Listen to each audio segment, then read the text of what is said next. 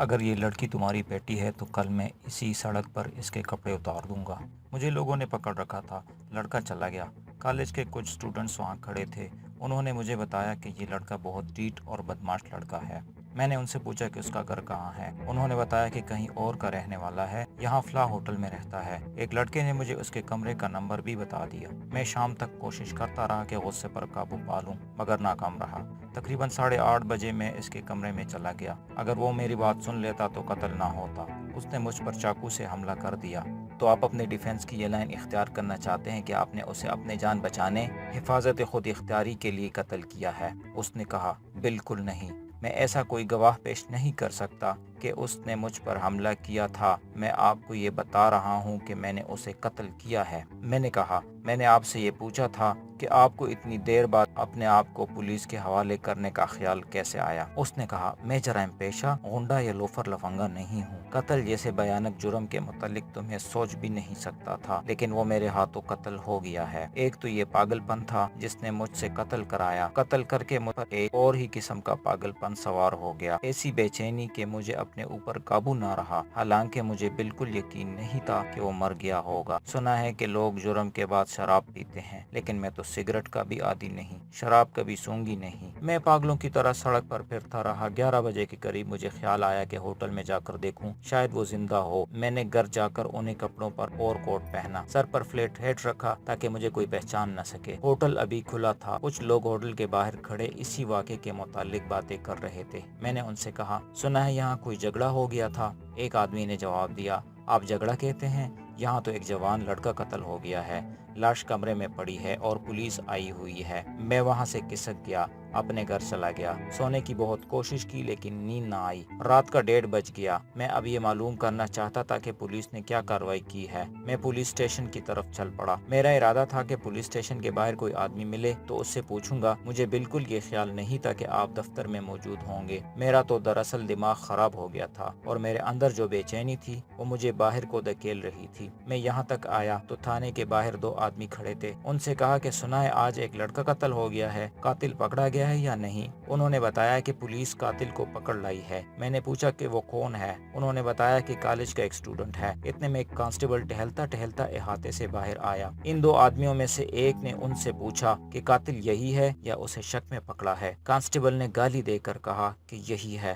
ثبوت پکا مل گیا ہے، ابھی اس سے اقبالی جرم کرا لیا جائے گا۔ میں نے یہ سنا تو میرے دماغ میں یہی خیال آیا کہ پولیس نے ایک بے گناہ کو پکڑ لیا ہے، ایک اسٹوڈنٹ کو میں نے قتل کر دیا ہے اور دوسرا اسٹوڈنٹ پکڑا گیا ہے۔ کہیں ایسا نہ ہو کہ وہ کمسنی کی وجہ سے پولیس سے ڈر کر بے گناہ پھنس جائے۔ مجھے یہ ڈر بھی محسوس ہوا کہ پولیس اس پر تشدد کر کے اس سے جھوٹا اقبالی جرم کرا لے گا۔ میں برداشت نہ کر سکا کہ میرے جرم کی سزا کسی اور کو ملے۔ میں تھانے کے گیٹ میں داخل ہو گیا اور سیدھا آپ کے پاس آ گیا۔ اس نے رشید کی طرف اشارہ کر کے پوچھا، آپ نے اس لڑکے کو پکڑا ہے شاید، اسے چھوڑ دیجئے اور جو پوچھنا ہے مجھ سے پوچھئے۔ اس نے لمبا سانس لیا اور کہا، اقبال جرم کر کے مجھے سکون محسوس ہو رہا ہے۔ میں نے اس سے پوچھا کہ آپ کو یہ احساس ہے کہ آپ کا انجام کیا ہوگا؟ میں نے ابھی کوئی کاغذی کارروائی آپ کے متعلق نہیں کی، میں آپ کو سوچنے کا موقع دیتا ہوں۔ میں نے سب کچھ سوچ لیا ہے، اس نے اطمینان سے کہا، مجھے سوچنے کا موقع نہ دے۔ اس آدمی نے اپنا نام وسیم خان بتایا۔ وہ اپنا دفاع نہیں بلکہ اقبال جرم کر رہا تھا۔ مجھے کیا اعتراض ہو سکتا تھا؟ اس کی پتلون جو گھٹنوں سے رگڑی ہوئی تھی ثابت کر رہی تھی کہ یہی قاتل ہے۔ پھر بھی مجھے اقبال جرم کو صحیح ثابت کرنے کے لیے قابل یقین شہادت کی ضرورت تھی۔ ملزم کو پہچاننے کے لیے قانون نے ایک طریقہ وضع کر رکھا ہے جسے شناخت پریڈ کہتے ہیں۔ ملزم کو 7-8 غیر متعلق آدمیوں میں کھڑا کر کے گواہ سے کہا جاتا ہے کہ وہ ان میں سے ملزم کو پہچانے۔ یہ پریڈ ایک مجسٹریٹ کی موجودگی میں کی جاتی ہے، لیکن میں نے اس طریقہ کار سے انحراف کیا۔ ایک آدمی اپنے آپ کو پھانسی کے تختے پر کھڑا کر رہا تھا۔ مجھے یہ یقین کرنا تھا کہ وہ واقعی قاتل ہے اور کہیں ایسا تو نہیں کہ وہ رشید کو بچانے کے لیے مجھے گمراہ کر رہا ہے۔ میں نے تمام گواہوں کو تانے میں بلا رکھا تھا۔ ان میں اس بیرے کو اندر بلایا جو چیخ سن کر مقتول کے کمرے میں گیا تھا۔ اس سے کہا کہ ان دونوں کو دیکھو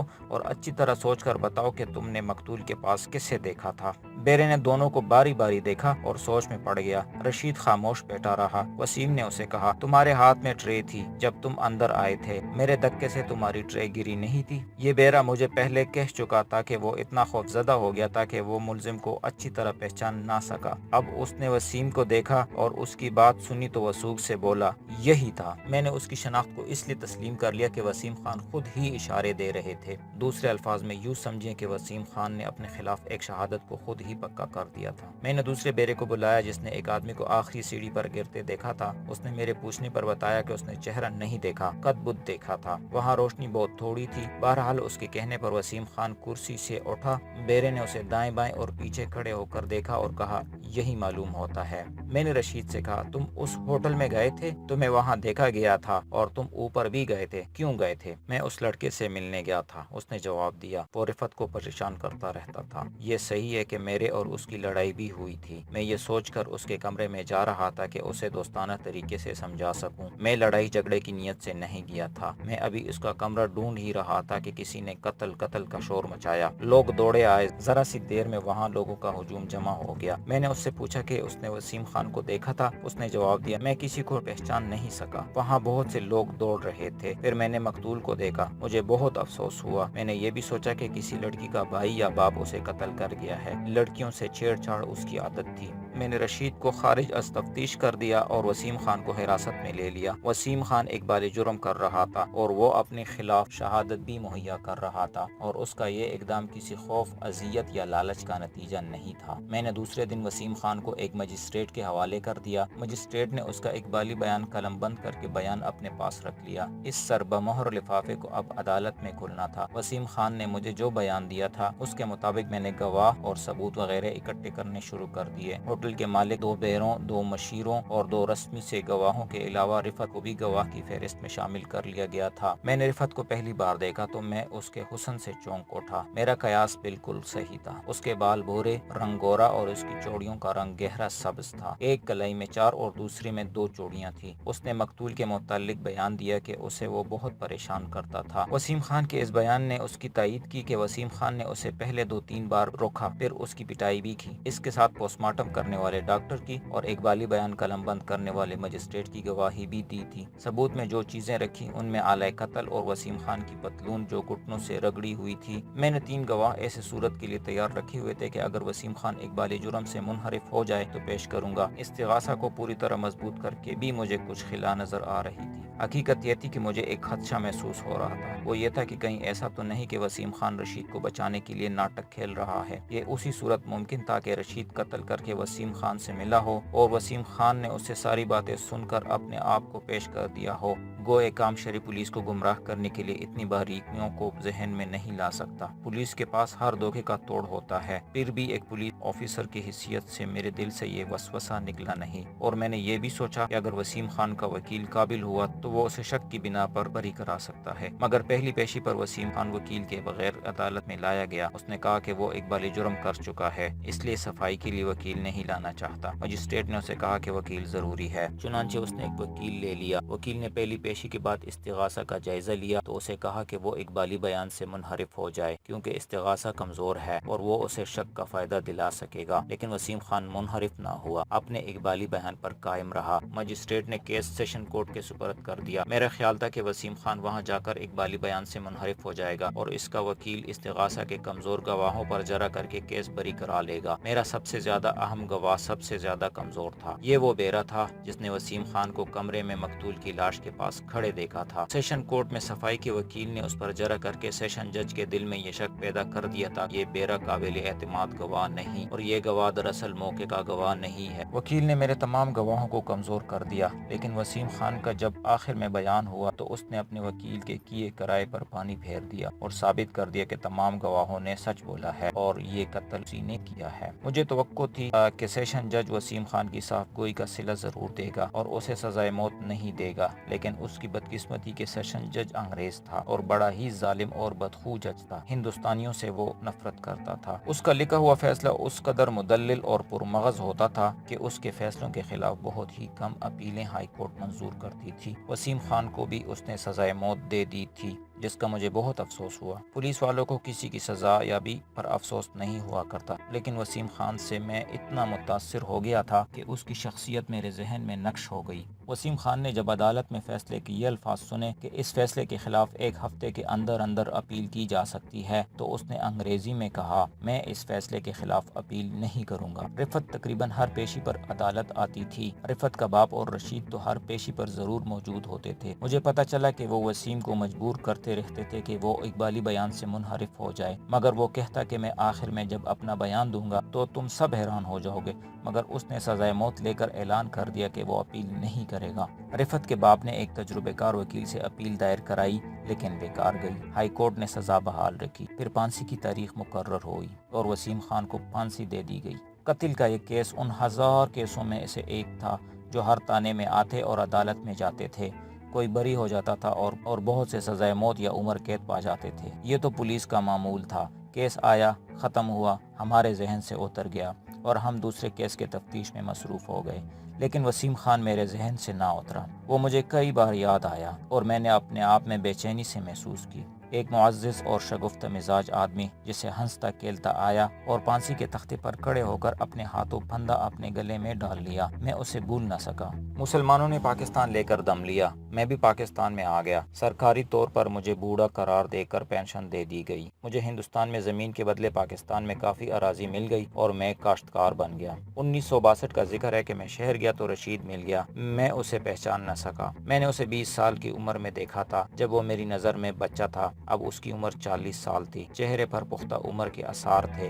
اس نے مجھے پہچان لیا، مجھے وسیم خان یاد آ گیا اور 20 سال پرانا کیس میرے ذہن میں کل رات کی بات کی طرح تازہ ہو گیا۔ میں نے سوچا کہ خدا نے مجھے بڑا اچھا موقع دیا ہے، اب اس سے وسیم خان کے متعلق باتیں کروں گا۔ پہلے تو رشید کے ساتھ رسمی باتیں ہوتی رہی، معلوم ہوا کہ اس کے پاس 3 مربع زمین ہے، لیکن توجہ نہ ملنے کی وجہ سے خراب ہو رہی ہے۔ اب وہ زمین کی طرف ذاتی توجہ دینا چاہتا ہے۔ وہ شہر سے ٹیوب ویل خریدنے آیا تھا، میں اسے ایک ہوٹل میں لے گیا، وہاں اس نے اپنی اراضی کے متعلق مسائل مجھے بتائیں۔ مجھے زراعت سے اتنا لگاؤ تھا کہ میں نے اسے کہا کہ وہ مجھے کبھی اپنی اراضی پر لے چلیں، پھر میں اسے بتاؤں گا کہ وہاں کیا کرنا چاہیے اور ٹیوب ویل کی ضرورت ہے یا نہیں۔ ہوٹل میں ہم اراضی اور زراعت کے متعلق ہی باتیں کرتے رہے، پھر ہم اگلی ملاقات کا پروگرام طے کر کے جدا ہو گئے۔ پروگرام کے مطابق میں چند دنوں بعد اس کے ہاں گیا، وہاں سے اس کی اراضی پر جانا تھا جو وہاں سے 80-90 میل دور تھی۔ میں اس کے گھر گیا، بہت خوبصورت کوٹھی تھی، اس کی بیوی ڈرائنگ روم میں آ گئی، اسے دیکھا تو میں بری طرح بدک گیا، میری آنکھیں ٹھہر گئی۔ وہ رفعت تھی، اس کی عمر 40 سال کے قریب تھی، لیکن مجھے ابھی تک 18-19 سال کی لگتی تھی۔ 20 برسوں نے اس کا کچھ بھی نہیں بگاڑا تھا۔ میں نے سوچا کہ اس لڑکی کی خاطر ایک نوجوان لڑکا قتل ہوا اور ایک معزز آدمی پھانسی چڑھ گیا تھا۔ میں اسے السلام علیکم کہنا بھی بھول گیا۔ اس نے مسکرا کر السلام علیکم کہی تو میں حیرت سے بیدار ہو گیا۔ معلوم ہوتا تھا کہ رشید نے اسے بتایا ہی نہیں تھا کہ میں آ رہا ہوں، یا میں وہی انسپکٹر ہوں جس نے وسیم خان کو پھانسی چڑھوایا تھا۔ اس نے مجھے پہچانا نہیں۔ رشید نے کہا، تم نے پہچانا نہیں رفعت؟ انسپکٹر صاحب ہیں، وسیم خان کے کیس والے۔ رفعت کے منہ سے آہ کی طرح نکلا، اوہ، اور اس کا اتنا اچھا رنگ پیکا پڑ گیا۔ اس کی آنکھیں بے چینی سے حرکت کرنے لگی۔ اس نے رشید سے کہا، آپ بیٹھیے، اور وہ اٹھ کر بہت تیز تیز قدمیں اٹھاتی ڈرائنگ روم سے نکل گئی۔ رشید بھی پریشان ہو گیا، وہ تو جیسے میری موجودگی کو ہی بھول گیا تھا۔ وہ بھی اٹھا اور اندر چلا گیا۔ 10-15 منٹ بعد رشید واپس آیا تو میں نے پوچھا کہ کیا ہو گیا تھا؟ رفعت کو کوئی تکلیف ہو گئی ہے؟ مجھ سے ایک بھول ہو گئی تھی، اس نے گھبرائے لہجے میں جواب دیا۔ میں بھول گیا تھا، مجھے آپ کو رفعت کے سامنے نہیں لانا چاہیے تھا، اس نے آپ کو پہچانا ہی نہیں تھا، مجھ سے غلطی ہوئی جو تعارف کرا دیا۔ میں سمجھ گیا۔ میں نے کہا، وہ مجھے وسیم کا قاتل سمجھتی ہوگی۔ رشید نے کہا، نہیں، آپ کے خلاف اسے کوئی شکایت نہیں، آپ کو دیکھ کر اسے وسیم خان یاد آ گیا ہے۔ وسیم خان کے پھانسی چڑھنے کے بعد رفعت تقریباً پاگل ہو گئی تھی۔ وسیم خان کی لاش ہم نے ہی دفن کی تھی، اس کا اور کوئی عزیز رشتہ دار نہیں تھا۔ رفعت نے پڑھنا چھوڑ دیا تھا، اسے ہم کئی بار وسیم خان کی قبر سے اٹھا کر لائے تھے۔ 3-4 بار وہ رات کو غائب ہو گئی تھی اور ہر بار وسیم کی قبر پر بیٹھی ہوئی ملی۔ ہماری منگنی ہو چکی تھی، ڈاکٹروں نے مشورہ دیا کہ شادی کر دی جائے تاکہ رفعت کی توجہ تقسیم ہو جائے۔ شادی کر کے بھی رفعت ٹھیک نہ ہوئی۔ پہلے تو ڈاکٹر علاج کرتے رہے، پھر انگریز ماہر نفسیات کا علاج شروع کرا دیا، اس سے یہ فائدہ ہوا کہ 2-4 گھنٹوں کے لیے نارمل ہو جاتی تھی۔ اس دوران ایک بچہ پیدا ہوا، مگر رفعت نے اس میں سے کوئی دلچسپی نہ لی، پاکستان بن گیا۔ ہم ستمبر 1947 میں انڈیا سے سے روانہ ہوئے۔ وہاں سے آنے میں ہمیں کوئی مشکل پیش نہ آئی۔ والد صاحب مرحوم نے ایک ٹرک کا انتظام کر لیا تھا۔ ہم پاکستان تک خیریت سے آ گئے، لیکن راستے میں رفعت نے سڑکوں پر اور کھیتوں میں مسلمانوں کی جو لاشیں دیکھی، انہوں نے اس کے ذہن کو جھنجھوڑ دیا۔ ان میں بچوں کی لاشیں بھی تھیں اور عورتوں کی بھی، وہ تو آپ نے بھی دیکھی ہوں گی۔ قدم قدم پر لاش تھی اور سڑک خون سے لال۔ رفعت جب پاکستان میں داخل ہوئی تو وہ نارمل تھی۔ اس نے کہا، میں ایک وسیم کو روتی تھی، یہاں تو میرے لاکھوں وسیم قتل ہو گئے ہیں۔ یہ ایسا صدمہ تھا جس نے اسے نارمل کر دیا، پھر وہ ٹھیک رہی۔ اگر کسی نے گھر میں وسیم خان کا نام لے لیا تو رفعت کی یہی حالت ہو جاتی تھی جو آج ہوئی ہے۔ ہم سب محتاط ہو گئے۔ پھر والد صاحب بھی فوت ہو گئے اور امی جان بھی اللہ کو پیاری ہو گئی۔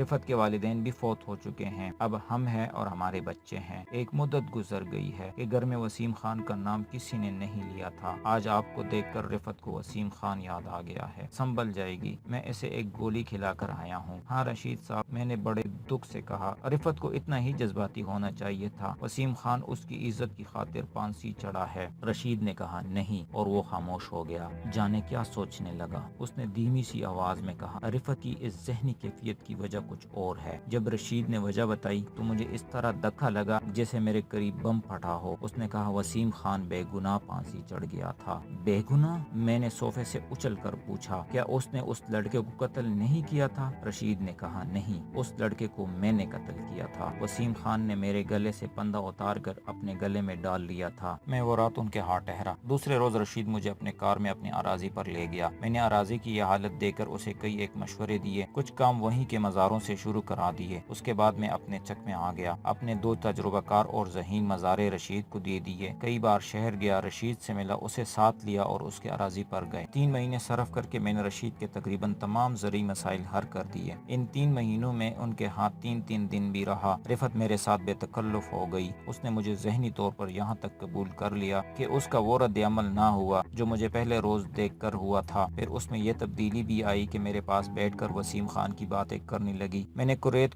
کر اس سے ساری باتیں سن لی۔ رشید نے بھی مجھے ساری بات سنا دی، اور اس طرح جو کہانی میرے سامنے آئی وہ جذبہ ایثار کی ایک غیر معمولی مثال ہے۔ میں یہ کہانی اپنے الفاظ میں پیش کرتا ہوں۔ رفعت امیر گھرانے کی لڑکی ہے۔ اس کا خاندان ہندوستان کے اسی شہر کا رہنے والا تھا جہاں قتل کی واردات ہوئی تھی۔ رشید بھی امیر کبیر گھرانے کا فرد ہے۔ وہ اس شہر سے کچھ دور ایک قصبے کا رہنے والا تھا۔ اس شہر میں کالج میں پڑھتا تھا اور ہاسٹل میں رہتا تھا۔ رفعت لڑکیوں کے کالج میں پڑھتی تھی۔ رفعت 2nd ایئر میں تھی، رشید 3rd ایئر میں۔ کسی طرح ان کا تعارف ہو گیا، پھر دونوں کی ملاقاتیں شروع ہو گئی۔ دونوں آزاد خیال امیر گھرانے کے تھے، کوئی روک ٹوک نہیں تھی، کھلے بندوں ملتے رہے۔ رفعت ہاسٹل میں اس کے کمرے میں بھی جاتی رہی۔ دونوں جذباتی تھے، عمر ہی ایسی تھی۔ رفعت نے اپنے ماں سے رشید کا ذکر کیا۔ ماں نے اسے کہا کہ وہ رشید کو گھر لائے۔ رشید ان کے گھر گیا تو رفعت کی ماں کو وہ اچھا لگا۔ پھر اس کا تعارف رفعت کے والد صاحب سے ہوا۔ اس کے بعد رشید رفعت کے گھر آنے جانے لگا۔ چھٹیوں میں رشید اپنے گھر گیا تو رفعت اور اس کے خاندان کا ذکر اپنے والدین سے کیا۔ اس کے والد صاحب شہر میں آئے تو رشید انہیں رفعت کے گھر لے گیا۔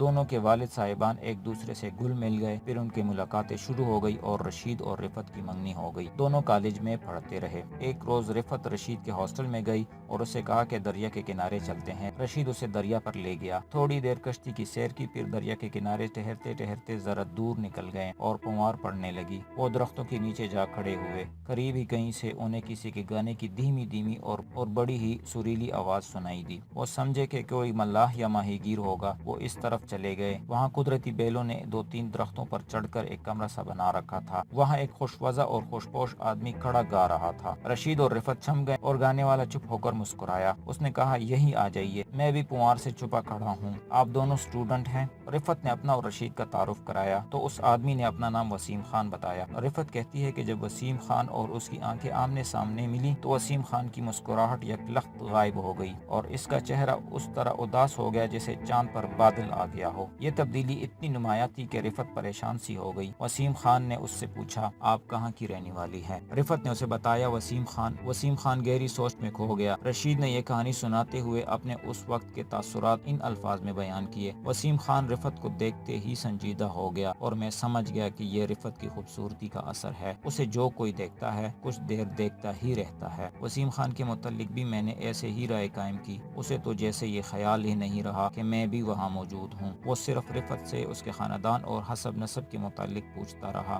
رفعت نے جب اپنے والد صاحب کا نام بتایا تو وسیم خان کے منہ سے آہ سی نکل گئی، اس کی آنکھیں قدرے سرخ ہو گئیں، اس نے سر جھکا لیا اور وہ ٹہلتے ٹہلتے اونٹ سے نکل کر پنوار میں جا کھڑا ہوا۔ میں نے رفعت سے آہستہ سے کہا، شاعر معلوم ہوتا ہے، لیکن وہ اسے دلچسپی سے دیکھ رہی تھی۔ وسیم خان پنوار میں چلا گیا تھا، رشید اور رفعت کی طرف اس کی پیٹھ تھی۔ وہ اچانک پیچھے کو گھوما، اب وہ پہلی کی طرح مسکرا رہا تھا، کہنے لگا، یہ پنوار بہت اچھی لگتی ہے، دیکھو بچوں اس پنوار سے چھپو نہیں، گھومو پھرو۔ پھر اس نے رشید سے کہا، اگر میری پہلی بیٹی زندہ ہوتی تو رفعت کی طرح ہوتی، اسے دیکھ کر مجھے اپنی بچی یاد آ گئی تھی۔ رشید نے اس کے متعلق اپنے رائے بدل لی، وہ اسے جوان سال آدمی سمجھتا تھا، مگر وہ 40 سال سے کچھ زیادہ ہی عمر کا تھا۔ اس کی شگفتگی اونت کر آئی اور اس نے کچھ ایسی پیاری پیاری باتیں کی کہ رفعت اور رشید اس سے بہت متاثر ہوئے۔ رفعت کے کہنے کے مطابق اس نے جو تاثر قبول کیا وہ غیر معمولی تھا اور اس کا تعلق براہ راست جذبات سے تھا۔ ان دونوں کی فرمائش پر وسیم خان نے انہیں 2 گیت اور ایک غزل سنائی۔ اس شام وہ بہت دیر تک وسیم خان کے ساتھ رہے، وہ ان کے ساتھ بچوں کی طرح ہنستا کھیلتا رہا، پھر وہ اکٹھے واپس گئے۔ 2-3 روز بعد رشید اور رفعت اس کے گھر گئے۔ وسیم خان نے ان کا اپنی بیوی سے تعارف کرایا۔ وسیم خان کی بیوی سانولے سے رنگ کی عورت تھی۔ معلوم ہوا کہ وسیم خان کے 3 بچے پیدا ہوئے تھے، تینوں باری باری بچپن میں ہی مر گئے۔ وسیم خان کی بیوی کو بچوں کا بہت غم تھا، انہیں یاد کر کے روتی تھی۔ یہی غم وسیم خان کے دل کو بھی جلا رہا تھا، لیکن اس نے غم کو مسکراہٹوں، کہکہوں اور لطیفوں میں چھپا لیا تھا۔ البتہ وہ گاتا تھا تو معلوم ہوتا تھا کہ اس کی آواز غم اور سوز میں ڈوبی ہوئی ہے۔ اس روز کے بعد رفعت کا یہ معمول بن گیا کہ تیسرے چوتھے روز وسیم خان کے گھر چلی جاتی۔ وہ یہ غلطی کرتی رہی کہ وسیم خان کی بیوی کے پاس بیٹھنے کی بجائے زیادہ دیر وسیم خان کے پاس بیٹھی رہتی۔ رفعت نے مجھے بتایا کہ وسیم خان اسے دیکھتا تھا تو اس پر کوئی ایسی ذہنی کیفیت طاری ہو جاتی تھی جسے وہ آج بھی بیان نہیں کر سکتی۔ ان میں ہمراز دوستوں والی بے تکلفی بھی پیدا ہو گئی تھی اور رفعت عمر کا فرق بھول گئی۔ وہ وسیم خان کے پاس بیٹھ کر روحانی سکون محسوس کرتی تھی۔ کبھی کبھی رشید بھی وسیم خان کے گھر جاتا تھا۔ 1 مہینے بعد کچھ ناگواریاں پیدا ہونے لگی۔ رشید رفعت اور وسیم کے بے تکلفی کو ناپسند کرنے لگا۔ وہ آخر اس کی منگیتر تھی۔ وسیم خان کی بیوی بھی شکوک میں مبتلا ہو گئی۔ یہ تو معلوم نہیں ہو سکا کہ وسیم اور اس کی بیوی کے آپس میں اس بات پر کبھی لڑائی ہوئی تھی یا نہیں، البتہ رشید اور رفعت کی آپس میں جگ جگ ہونے لگی۔ رفعت نے وسیم خان کو بتایا کہ رشید اس سے بدظن ہوتا جا رہا ہے۔ وسیم خان نے رشید کو سمجھایا کہ اس کی عمر 42 سال ہے اور رفعت کی عمر ابھی 20 سال بھی نہیں ہے، یہ تو باپ بیٹی کا رشتہ ہے۔ رشید نے اسے صاف لفظوں میں کہا کہ بے شک وہ 42 سال کا ہے، لیکن اس میں اتنی شگفتگی اور اتنی زندگی ہے کہ رفعت عمر کو نظر انداز کر چکی ہے۔ وسیم خان نے اس کا شک رفع کرنے کی بہت کوشش کی، لیکن رشید بدظن رہا، وہ بدظن ہوتا ہی چلا گیا۔ 1 مہینہ اور گزر گیا۔